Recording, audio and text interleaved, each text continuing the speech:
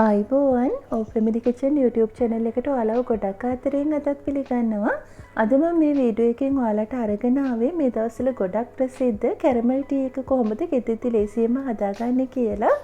ඉතින් මගේ මේ වීඩියෝ බලන අලුත් කෙනෙක් නම් ඔයා subscribe කරලා මාත් එක්ක දිගටම රැඳෙන්න කියලා ආරාධනා කරනවා.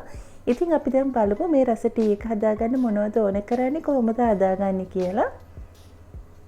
මම මෙතන පොඩි ඉඟුරු කෑල්ලක් පොඩියට කපාගෙන අරගෙන තියෙනවා.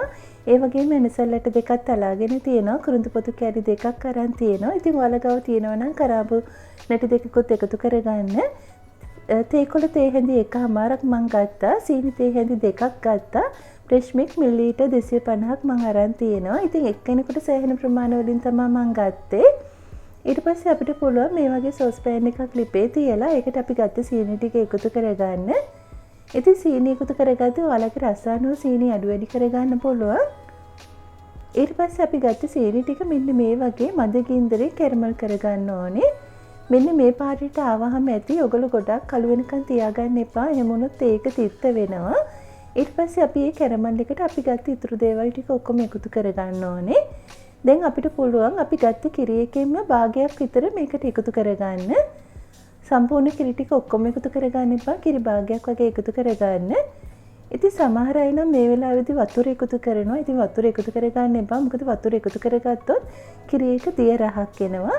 කිරි වලින්ම අපිට මේක දිය කරගන්න පුළුවන්.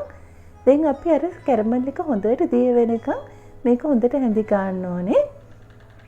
හොඳට මතක තියාගන්න මේ වෙලාවේ ලිපේ ගින්දර වැඩි කරගන්න එපා. සාමාන්‍ය අඩු ගින්දරේ මේක කරගන්න.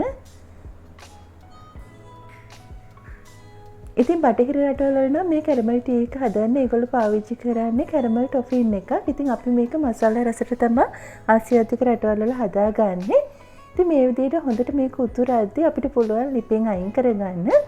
ලිපෙන් අයින් කරගෙන අපිට ඒක හොඳට පෙරා ගන්න පුළුවන්. මේ තියෙන මේ විදිහට පෙරාගත්ත කැරමල් ටී එක. ඉතින් මේ තියෙන අපි හදාගත්ත ටී එක ඇත්තටම මේක මාරම රසයි. අමුතුම රසක් තියෙන. ඉතින් ඔයාලත් හදලා බලන්න. හදලා බලලා හොඳයි කියලා හිතනවා ලයික් එකක් කමෙන්ට් එකක් දෙන්නත් අමතක කරන්න එපා. සුබ දවසක් ඔයාලා හැම